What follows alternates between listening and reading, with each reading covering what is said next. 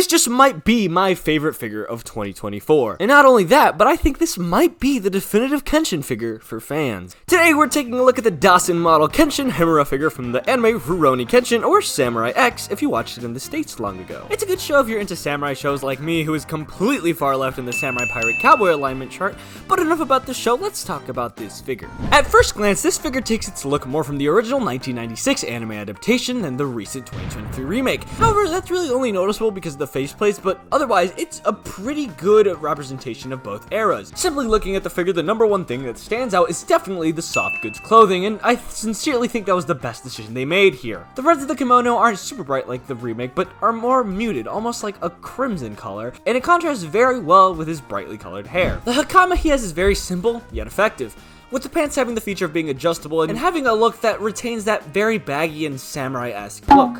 And I gotta say, in terms of looks, this figure is definitely a chef's kiss 10 out of 10. It's absolutely phenomenal. Although one complaint I could see people having is the scale, which, yes, he is a bit tall for most figures, towering over SHF and Figma, but scaling never bothered me too much. After all, you know what they say, the bigger the feet, the bigger the...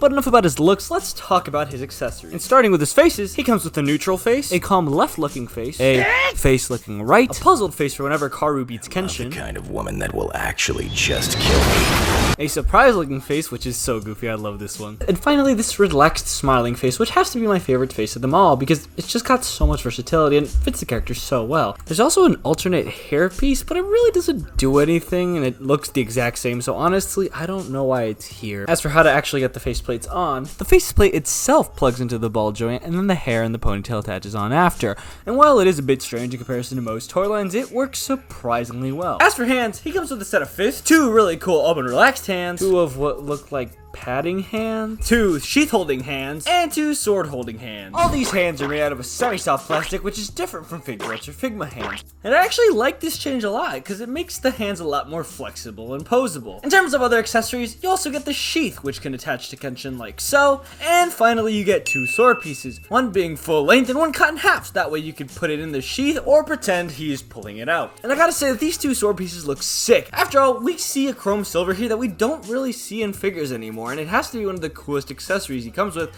as it really pops on a shelf. Oh, and I forgot this guy comes with a stand!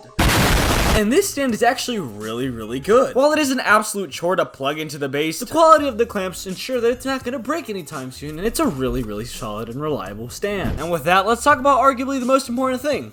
The articulation. Ball joint at the head, ball joint at the neck. He can look down very far, but can't look very much up because of the ponytail. Ball joint at the torso, ball joint at the waist. Can crunch forward not very far, but can go back really far. Full 360 at the arm. Arm can go up about that far. Swivel at the arm. Double bend at the elbow. Wrist goes side to side, but can also go up and down. He can kick this far forward and this far back. His legs can spread pretty well. Thigh swivel here. Double bend at the knee. Foot can go up, down, and have an insane ankle pivot, and this is usually where I would end my articulation section. However, I think the body still has a couple other things to mention, so we'll be removing his clothes.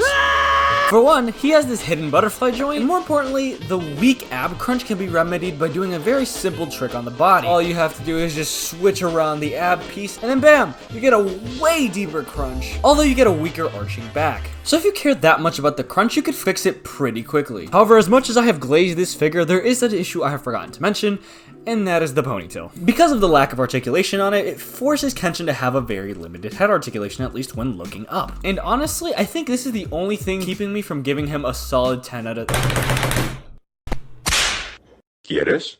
Are you fucking kidding? So yeah, the perfect version of this figure exists.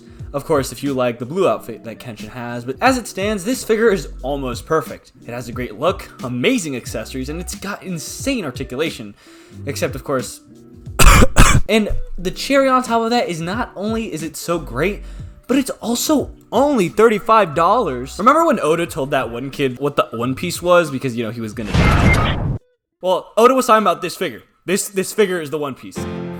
Can we get much higher? But honestly, I've been wanting to gatekeep this figure for so long because he's just that good. And I think this guy still is gonna hold up even with later releases. While yes, SHF and Buzzmod are releasing Kenshin figures soon, I don't really see either of them dethroning this one. Buzzmod may get close, but the faces are kinda mid and he really comes with no accessories. While SHF on the other hand,